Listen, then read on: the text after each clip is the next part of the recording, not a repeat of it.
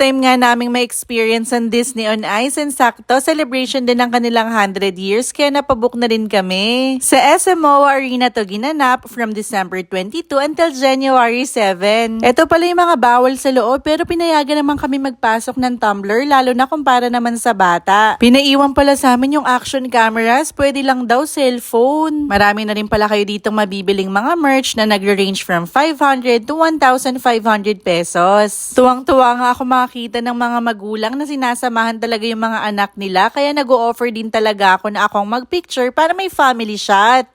So pretty! Kasama rin pala namin ang mga pamangkin ko kasi Christmas gift sa kanila to ni Secret Santa. Oh, excited! Buti nga nakakuha pa ng magkakatabing seat